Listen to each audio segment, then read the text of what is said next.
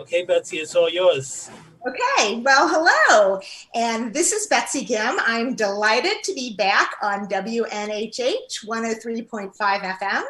And thank you, Harry Droz, and to the amazing Paul Bass for this wonderful privilege of reviving law, life, and culture with special episodes.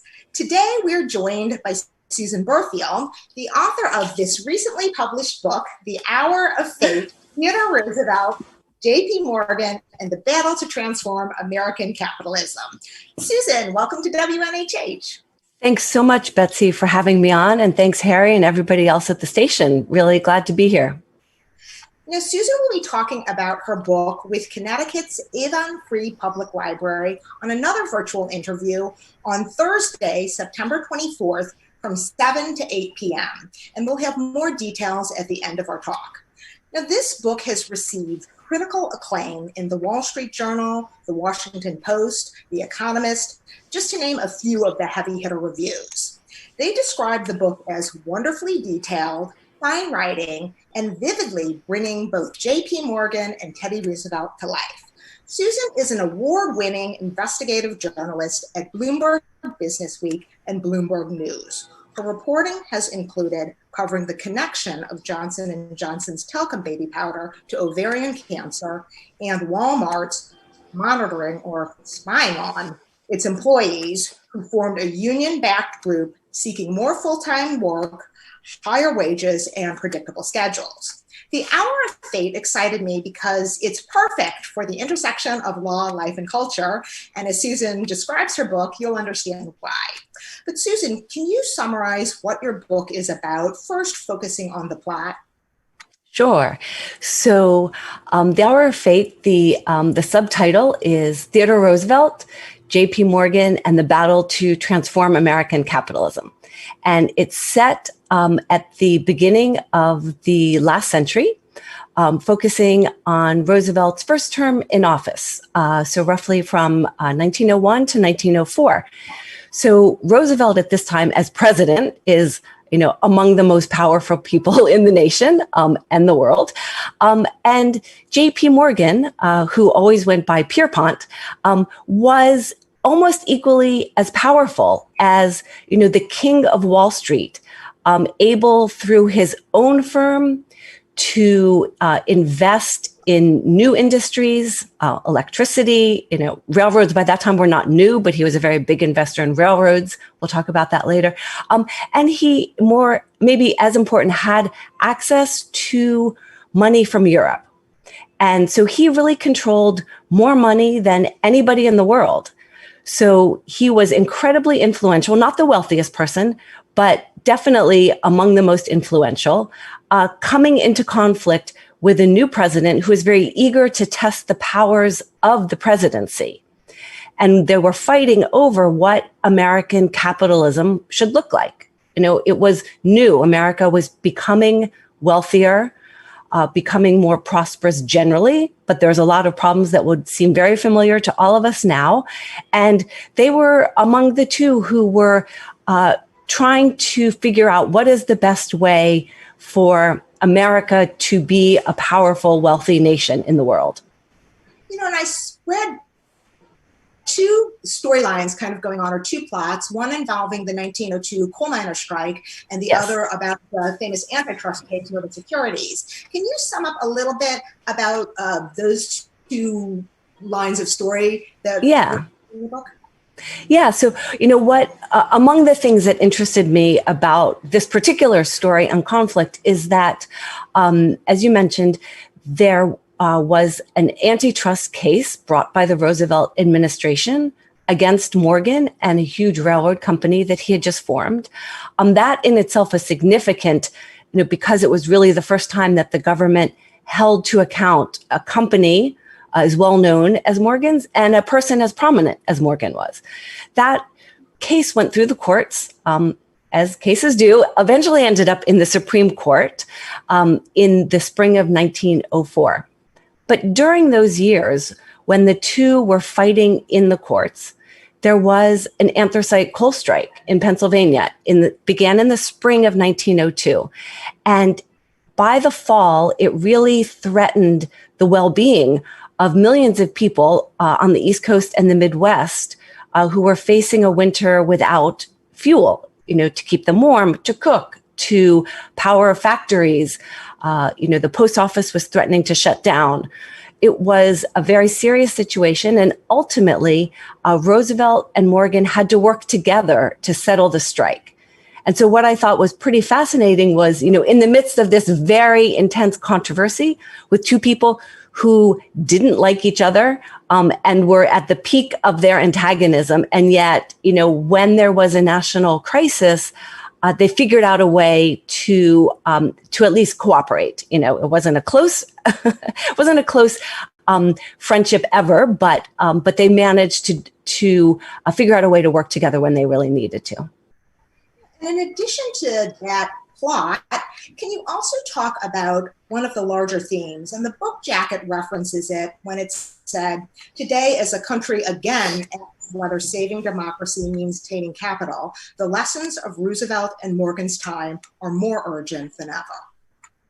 Yeah, so, capitalism at the turn of the last century, as now, I think, is a system that allows, encourages, and admires concentration of wealth and power. And what Roosevelt aimed to do was to diminish that. And to, it sounds a little cliched, but basically to give some power to the people. and he didn't want people to feel like the system was rigged against them. He didn't want to feel like they couldn't get a fair shake in the courts or that they weren't getting fair treatment by the government. And so most of what he did that I describe in the book was all aimed at making America a bit more fair, a bit more just. He had lots of big blind spots that we'll talk about later. There, obviously racism and discrimination of all kinds. But in general, what he was hoping to bring to America was what he called a square deal, which meant that everybody had an opportunity. And, he described it as not just giving them an opportunity under the current rules, but changing the rules to make it a more fair place and country for people. Okay. And I read an interesting article you wrote in Bloomberg, which highlighted some of your book, including the coal miner strike and the Northern Securities case. But you also pointed to an analogy of the miners to today's essential workers during COVID-19. And you wrote, "COVID capitalism could see the country finally rewrite its increasingly one-sided social contract." Can you amplify that point a bit more? Yeah, so I hope I wasn't too optimistic then, that was in May. But, I think what the pandemic has revealed to a lot of people is how reliant we as citizens of the country are on each other, and especially on the essential workers, but also in terms of our own health and public health. Essentially, we are a common body. And but we think of ourselves, and America, encourages us to think of ourselves as individuals. And so I think that's what I meant and still mean by rewriting the social contract is, asking the questions like, we have an economic system, we have a political system, and we have social, norms and also systems in place. We have to ask about those, like, who is paying for those to be in place? Who benefits? What's the true cost of inequity? How do we reckon with all of that? And how do we try to make the society a bit more just? So the questions we're asking now are the questions that Roosevelt was asking. People are different, times are different, but in its essence, it's almost a question that, every generation of Americans has to ask. Yeah, sure. Yeah.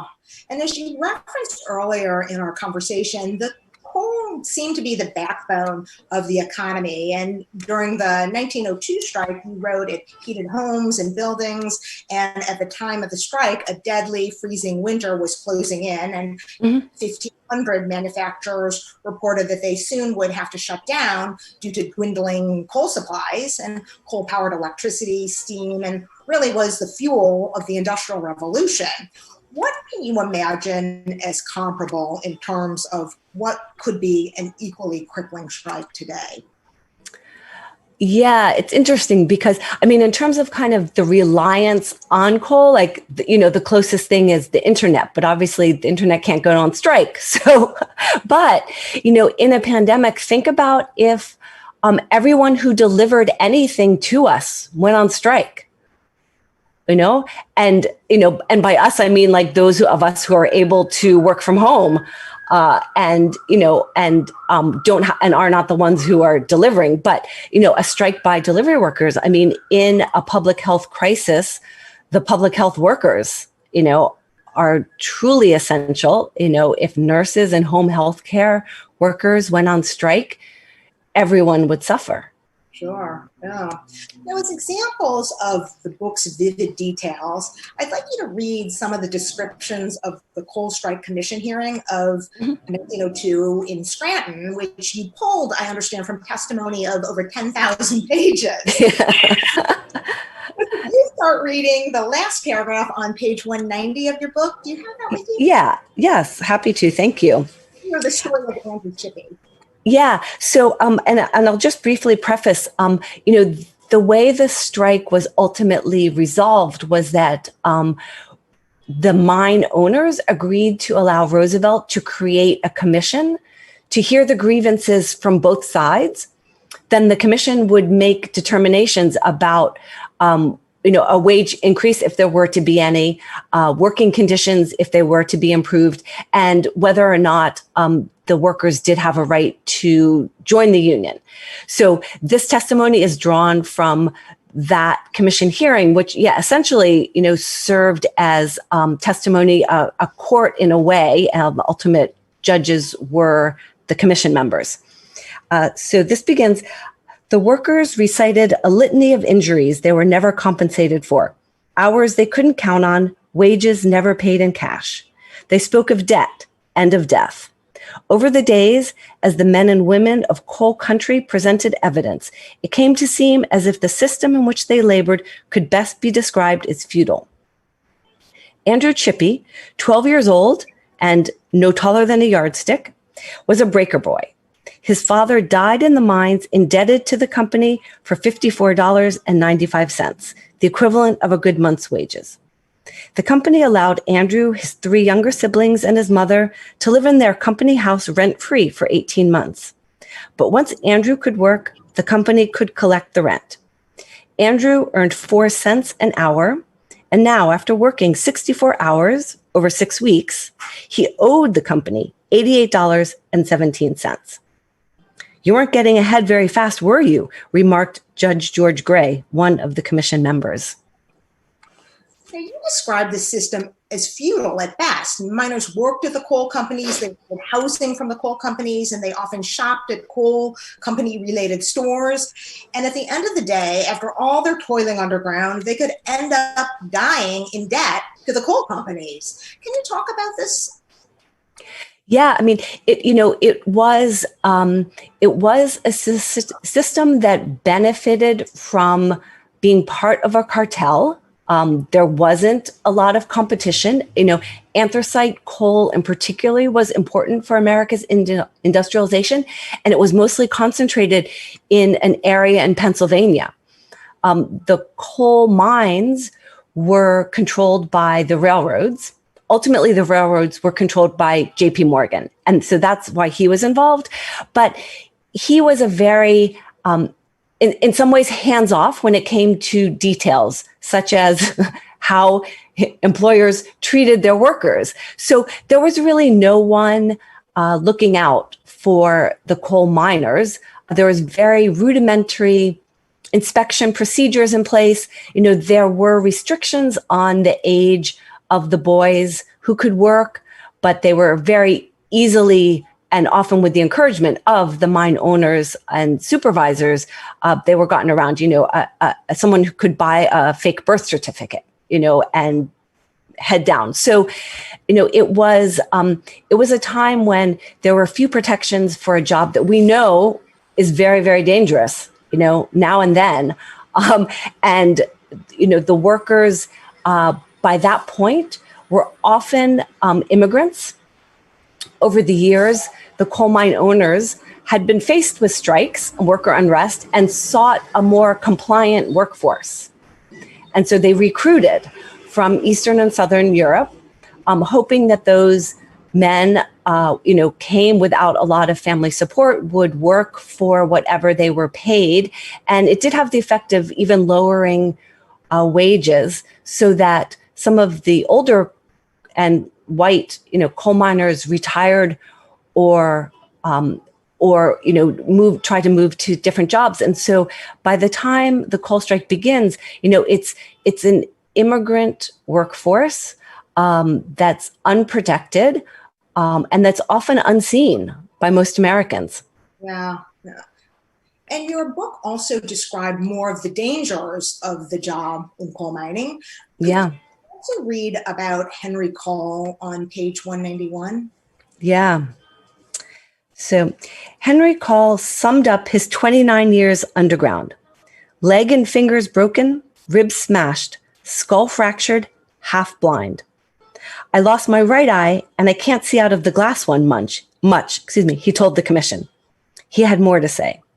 He had served on the Miners' Relief Committee, been evicted, and forced to move into a house in such poor condition that his kids got sick. His wife, already ill, died 2 days later. Wow. Now, people might say, oh, well, those stories are from 100 plus years ago. Working conditions are just not that bad today. But have you found otherwise in your investigative reporting? Yeah, I would say two things are true. Workers have greater protection today. There are a lot more laws and agencies that are set up to protect them.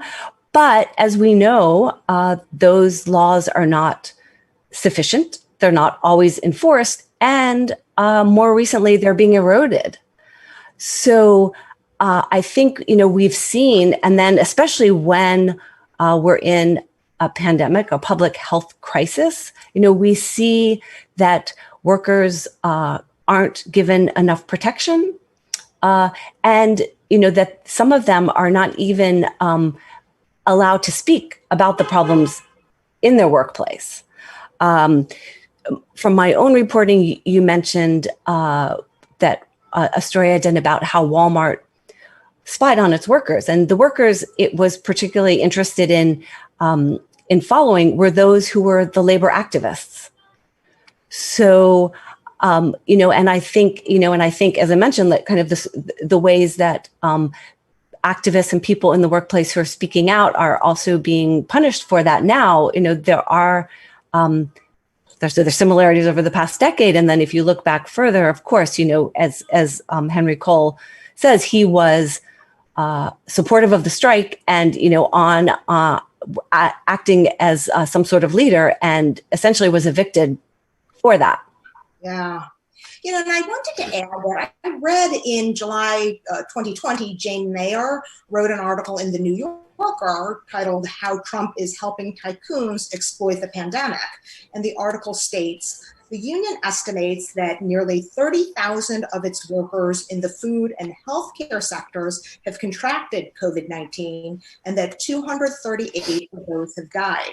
And it's not just the COVID-19 conditions.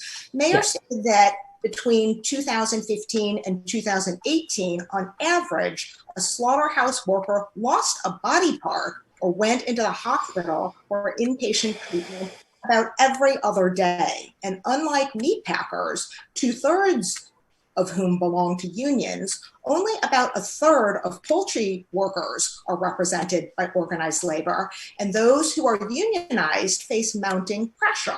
And the Montero Corporation, the chicken produce company in the article, is owned by Ron Cameron, who in 2016 donated nearly $3 million to various organizations supporting Trump's candidacy, according to the New Yorker. So multiple other news sources have also published other horrific chicken factory stories where workers were denied bathroom breaks, so adults on chicken factory lines were having to wear diapers so they could defecate and relieve themselves in their pants to continue working. And these reports have noted these factories are filled with immigrants and refugees. And this seems a bit like history repeating itself or continuing of what you described with the coal miners' demographics. So how far from or mired in are we from the Industrial Revolution days? Yeah, it's really good and deep question. I mean, I think the point in Jane Meyer's article, which was amazing, about unions is particularly relevant, now and as a way to view the events in my book, because this was a strike led by a union, trying to recruit new members. Ultimately, the commission gave the workers a raise, improved their working conditions, but decided that it was beyond its own purview to rule on the question of whether or not those particular workers could join the union. So it was mixed. I mean, it had the immediate result of ending the strike. Most everyone was basically happy, but the long-term goal, the union and the workers were thwarted. So, Roosevelt at that time and in years after always said that if he were a worker, he would want to join a union. And I think it's just very interesting, to think about what leaders today would say the same thing. And Roosevelt, of course, was a Republican. The Republican Party was different then. The Democratic Party was different then. But the diminishment of unions and the protections that they did afford workers is a huge undercurrent in a lot of, I think, the problems that we're seeing, both in terms of safety, in terms of wages, and in terms of the rights of workers to speak out and speak for themselves without fear of retaliation. So I think in all those ways, it's useful to look back. I mean, we do, of course, there are more ways that workers can fight back against companies. They have some recourse. It's slow and often ineffective, but. So what do you think is needed to apply these lessons learned by Teddy Roosevelt and J.P. Morgan's era to today? Yeah, well, I think a lot of people have been talking about how there's kind of almost a new awareness in America brought on by the pandemic, of just how people are living. And I think, not just, the essential workers, of course, but, in these factories, food factories, essentially, the conditions can seem remote. The people can be invisible. There's been so much great reporting about all of those places and about the dangers and, in the COVID clusters that have emerged, especially in the meatpacking plants, but obviously not exclusively there. And I think, I hope, I guess I should say, I hope that there's increasing awareness of the need for a living wage. The federal minimum wage, is insufficient. There's a big movement for the fight for $15 an hour. That would be a huge improvement and probably not even enough. The need for healthcare has become, for some sort of universal healthcare, has become, I think, even more urgent in a pandemic. Childcare, we see the challenges when schools are closed for working parents, and in particular for working mothers. In so many ways, the U.S., we know doesn't measure up in these ways to other industrialized, rich, and powerful countries. And we think we have to. Now, I think people are asking why. Now, for our radio listeners, these are the exact types of issues and questions that WNHH 103.5 FM in New Haven, Connecticut is known for covering. You are listening to Bloomberg journalist Susan Berfield discuss her book, The Hour of Fate, on law, life, and culture. I'm Betsy Kemp. So, Susan, in contrast to Andrew Chippy and Henry Call, you also provide details of the other half, in the Gilded Age, and now they'd probably be coined as the 1%. And this included the wedding of J.P. Morgan's daughter, Louisa, and her satin dress had French lace that was so elaborate that the technique required 10 years of training to master, and the veil was held in place with orange blossoms and a spray of diamonds. He built a ballroom with tapestries depicting Apollo and cream-colored cloth from the ceiling, forming a sunburst with strings of electric bulbs, and the guests included the Rockefellers, Astors, Vanderbilts, and Secretary of War, later Secretary of State Elihu Root. We'll talk about him a bit later. But what were some of the details of wealth that stuck out to you? Ooh, yeah. So I should say first, Morgan, as I said, was not among the wealthiest of the wealthy. He was obviously very wealthy, and nor was he the most extravagant. So I mean, he spent a lot of money and his time collecting art and books, as we know, all housed in the Morgan Library here in New York. So the wedding, of course, was extravagant. I tried to estimate how much it might cost, but was that I couldn't do. But it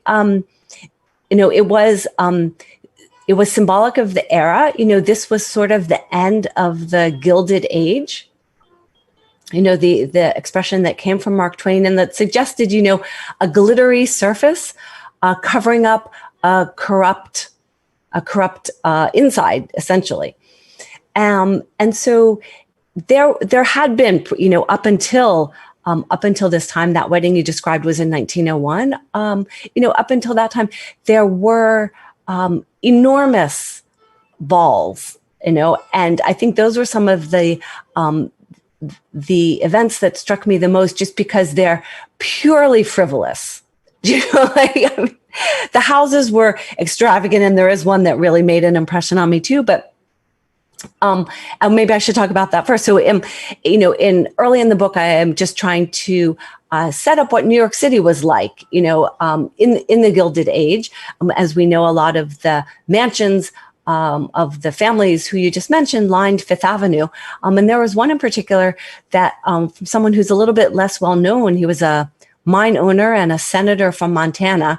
He built, this enormous, doesn't even matter how many thousands of square feet, mansion on Fifth Avenue. And what struck me was that he also had built a private railroad line to his basement to bring coal to the house. And his house wasn't complete by the time of the strike, but no doubt he would have found ways to get his own supply of coal if he had his own railroad. Goodness. You say that these details are comparable today to just say WeWork's former CEO, Adam Newman, and his multiple homes, one in California with the guitar-shaped room and the heart-sized water slide. The market just last month at $27.5 million. Or is today's disparity of wealth even larger? Yeah, I think what's probably different, I mean, it's hard to be specific and accurate about quantifying that. But what I can say is that, the perception of the wealth gap is different. And that's, purely because of the media environment that we live in.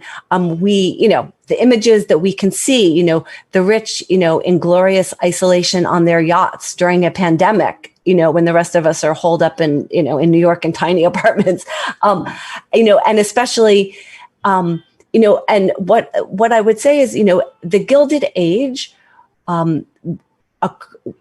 as that was kind of occurring, among the 1%, and it was a widely shared perception in the country. But the other flip side of that is that there was enormous economic hardship, and depression, and layoffs, unemployment, and homelessness. All of the things that we face now.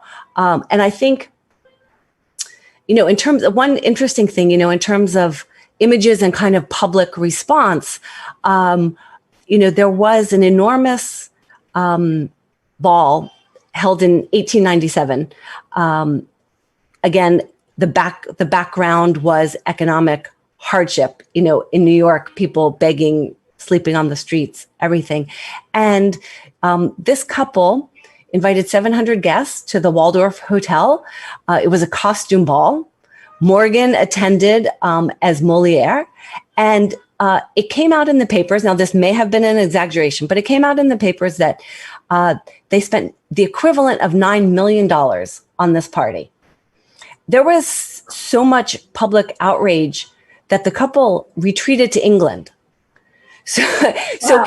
it wasn't that the rich could be completely immune to public attention and public backlash. I mean, we know then as now that, you know, money does buy you privacy and privilege and, you know, sometimes the ability to kind of quash criticism, but not always then and not always now. You know, and I do want to emphasize that this book is not sensational or wouldn't be characterized as in any way. And it's very clear and factual and not hyperbolic.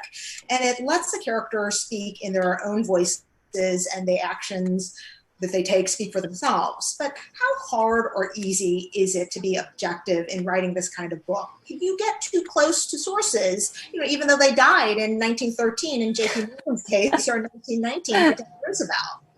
No, it's a really interesting question. So, you know, as you mentioned, I'm a journalist, investigative journalist. And I also do a lot of feature writing and profile writing. And so I brought a lot of that critical stance and, you know, the same skills to the book, the historical records and you know, the personal information that I found and used. And I think what I tried to do was, and I tried to do in the journalism too, is like give people their say, but frame it in a way that adds something for the reader. You know, so while I'm not necessarily always drawing conclusions, you know, I think the premise of the book is that what Roosevelt did was useful and good, right? And though Morgan is, you know, the antagonist, I also did try to point out like where he was coming from, what he was trying to do. I mean, he had a vision for America. Anyone can argue with that. You can obviously argue with Roosevelt's vision for America because, you know, it contained like racist and, you know, racist elements. And so, but you know, what you always, I think, need to do is get close enough and immersed in the people's lives who you're writing about, you know, in this case, through letters and, you know, articles from the time, contemporaneous writing of all sorts, their own record, and, you know, what's been written since. But, and to try to, you know, to show the conflicts and the tensions. I think people could read the book and probably come away with different views of both men, and I'm fine with that. Yeah, sure. You know, the notion of who holds power and who really makes changes in the society is a bit vexing for me because you can have thousands of people on the street protesting, and we saw that after the 2016 presidential elections, and the current administration has continued to chart its course, seemingly indifferent to those voices. In fact, in many ways, they seem to have dug their heels in even deeper. So what research lead you to believe in what a country needs for a strong, healthy democracy? Yeah. So, I know one thing about the turn of the century is that, you know, there was a populist movement. And then I would consider Roosevelt kind of the beginning of the progressive movement. So the populist was a bit more rural. It had slightly different goals. But I think the aim of both of those movements was to challenge the status quo. So there was a popular and public push to question the systems that were being put in place. Because you also have to remember that, you know, at this time, I mean, capitalism is old, but capitalism in America and kind of, successful capitalism in America was new. It was really the first time that there were millionaires and multimillionaires, that, people were getting rich, and that, the railroads and, all that we know about the Industrial Revolution, this was all starting to coalesce. And so people were asking questions. Roosevelt picked up on that. He also had very strong ideas about what the country should be, what the government should do for the country. And he was a bit of a moralist. He had clear ideas of what he thought were right and wrong. And he gave lots and lots of speeches trying to persuade Americans that the government could work for them, that the government needed to work for them, and that the rich, he spoke to the rich as often as he did to the poor. And I'm just speaking very kind of crassly here, but, he wanted to persuade everybody that the country rises and falls together, that what's good for the poor or to, is also good for the rich, to speak like very, very crassly. So I think that that element of public discourse is missing. I think there is a push from below, but I don't right now see very much pressure from above. And I think, for democracy, both those things have to be working and they have to interact. And I don't think there's very much interaction either. So, which is to your point, there's a lot of activism on the streets and online, and yet, power is concentrated among a few people in Washington, and they have enough of it that for now, at least, until the election, they can ignore a lot of what they should be hearing. So it seems like Roosevelt accomplished a great deal at the time around the turn of the century, but perhaps the lessons can't be forgotten. Seems to be And Roosevelt was clearly a charismatic figure with a lot of energy. He was the youngest president to assume office at the age of 42, and he was a character. A couple of my favorite lines were when he described James Hill, who was a railroad tycoon trying to merge the railroads in the Northern Securities case. And he wrote, "The president had some choice words for Hill expressed privately. He detests me, but I admire him," Roosevelt said, "and he will detest me much more before I have done with him." Yeah. And another example was when he was speaking after, with a dignitary from France, his Secretary of State, John Hay, described his French-speaking skills in his diary, and he wrote, "It was absolutely lawless as to grammar and occasionally bankrupt in substantives, but he had not the least difficulty in making himself understood." Sounds a bit like my French, my Italian. But so how far do you think Roosevelt's charisma and his personality took his career and this country? And how much do you feel he achieved versus in some ways just capturing a lot of the American imagination, creating a folklore of ideals which we want to believe in as Americans? Yeah, right. So, I think, Roosevelt is often called the first modern president, in the sense that he understood the importance of the press. He understood the importance of an image for the president. And in his case, the president's family. For most of the time that he was in office, he had 5 kids living in the White House. He had 6 altogether. And he wanted to create an image of the president really as someone of the people. He, invited to lunch and dinner with his family, a whole huge range of people. He was always very proud of that. In terms of the context of this book, he would say, like, yes, I invite, the labor leaders. Like, he became, friendly with the union leader of the coal strike. But then he would also invite the railroad tycoons. He sought advice from both of them. He sought advice from newspaper and magazine editors. He kept up a pretty lively correspondence with, you can't even count how many people. I mean, he was prolific. And so, he wanted to give the impression that he was in touch, with what people were doing, with what people were thinking. And yet he also wanted to maintain that authority, the bully pulpit, right? And he used it very, very effectively. There's another quote of his, which I'm going to just paraphrase. And, he says, people, always used to say, that I was such a great politician that I could divine what the people were thinking. And he said, but actually, it wasn't that I could divine what they were thinking. He's like, I thought about it, and then I told them what to think. And so, and by that, I think he meant, in terms of wanting people to understand that there was going to be big businesses, and there were going to be people who were wealthy, and that when there were times were tough, that the poor and less privileged were going to suffer. And it's not that he wanted it to be that way, but that's how it was. And that as president and with a government, that he was going to do what he could to soften that.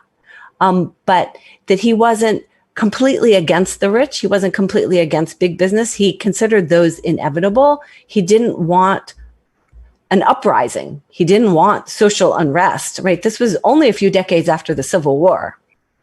So he was always very, very concerned about the possibility of violence. And I think a lot of what he was saying, kind of the argument he was making to Americans, was like, think of yourself as an American. That encompasses a huge range, not as broad as we would have liked it to be now, but he, that square deal that I talked about, he meant that for everybody, black and white, women sort of, and men. But, he wanted people to feel like they all had something at stake in everyone's success. That sounds so quaint now, right? Really? I think that I can agree with that. Yeah.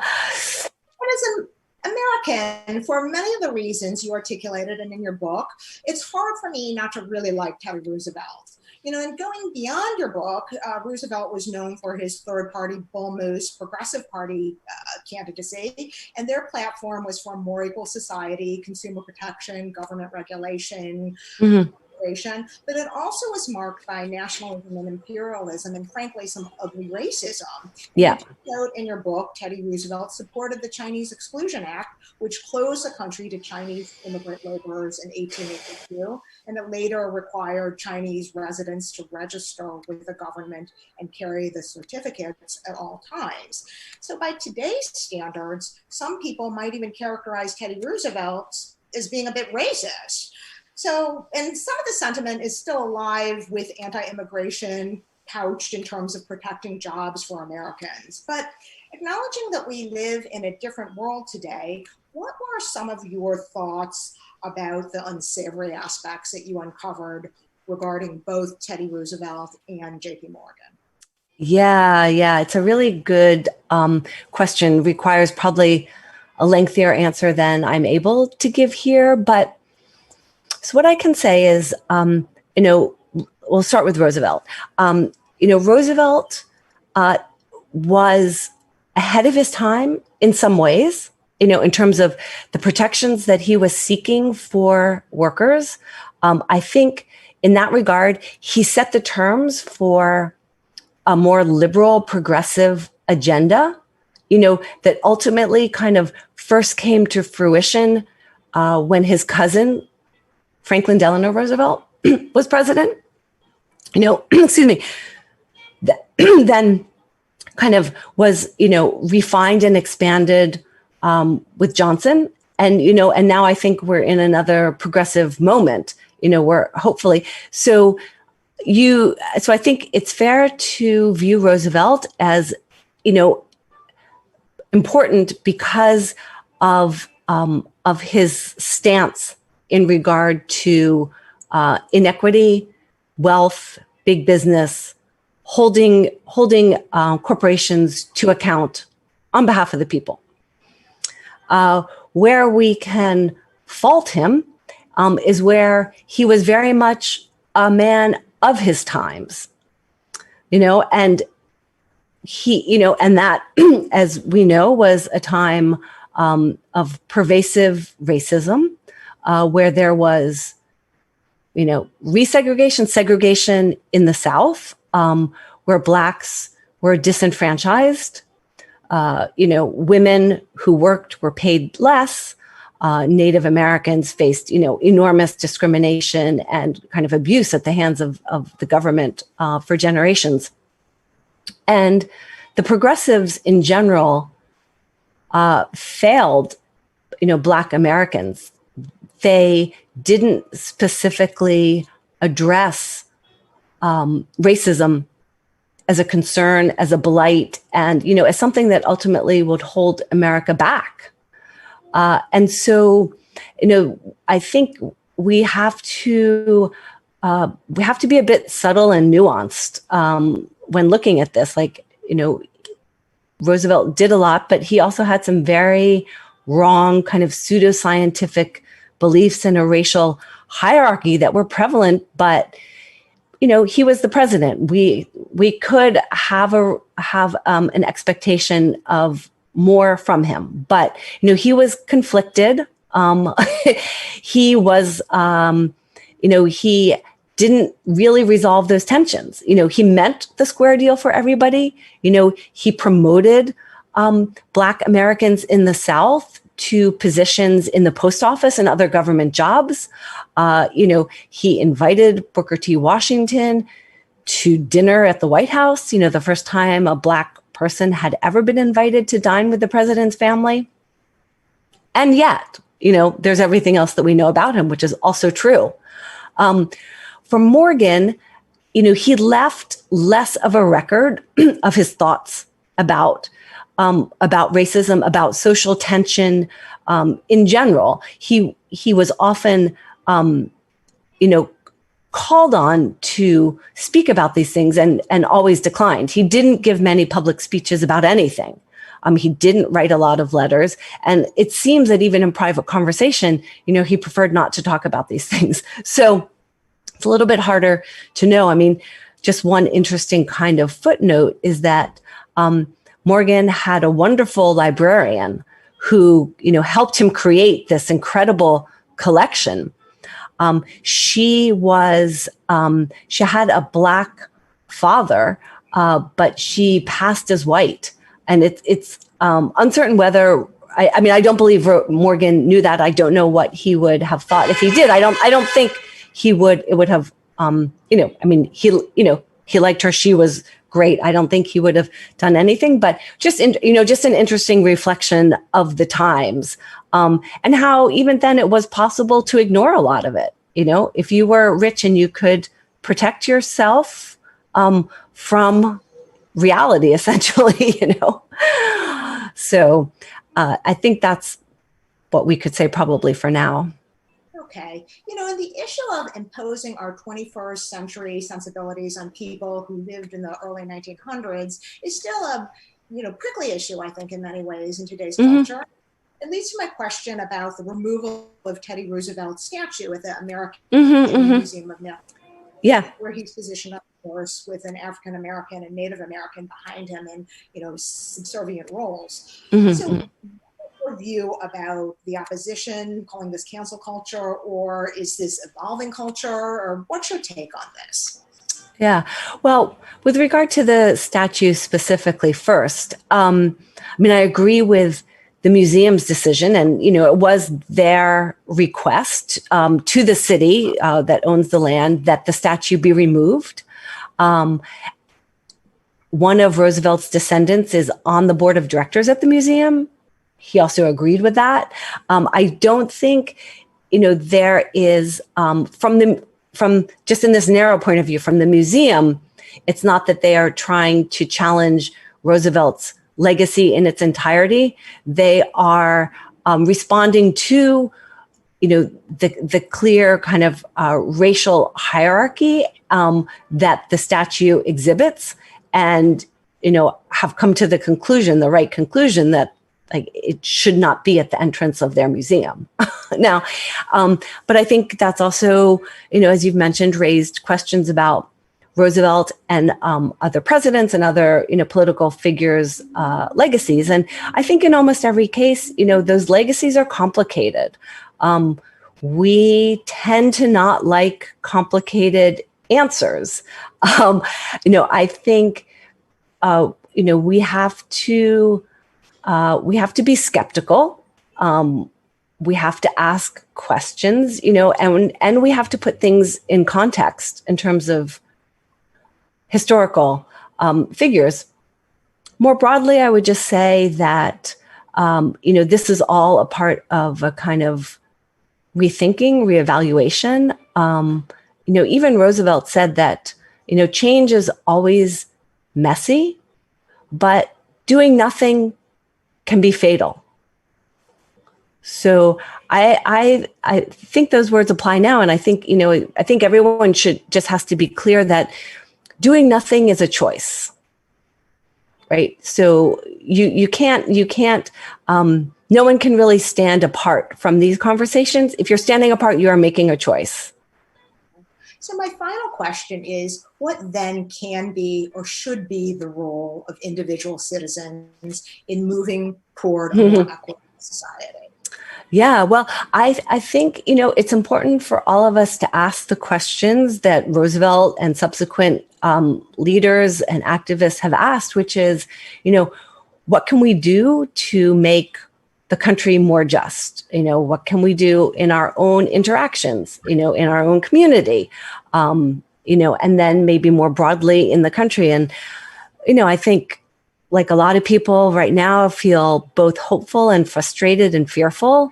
I think, that we are where we are and that we're asking the questions that we are, and that our politicians are considering some of the policies that they are.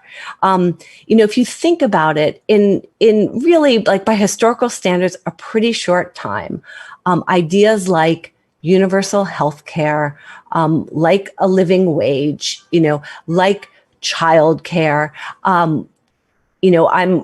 Right now I'm writing a story about the idea of universal basic income. All these ideas that were considered somewhat radical, considered too expensive, are now part of the conversation. And I think that's because of everybody's activism. Public health crisis accelerated the conversation, no doubt. But if people weren't talking about it, there wouldn't be a conversation to accelerate. So I think that's what I try to be hopeful about, is that we might need to take a longer view of these policies, but that, it's still important that we talk about them now, so that in the next years, and it could be the next generation, but that they get to reap some of the benefits of the turmoil and upset and kind of rethinking that we're doing now. Susan will be speaking at Connecticut's Avon Free Public Library on Thursday, September 24th from 7 to 8 p.m. on a Zoom interview. And you can sign up to attend by visiting avonctlibrary.info/event/The Hour of Fate. Thank you very much, Susan Berfield, the author of The Hour of Fate, Theodore Roosevelt, J.P. Morgan, and the Battle to Transform American Capitalism. Thanks so much. And to our listeners and viewers, thank you for joining WNHH Law, Life, and Culture. Okay. Thank you.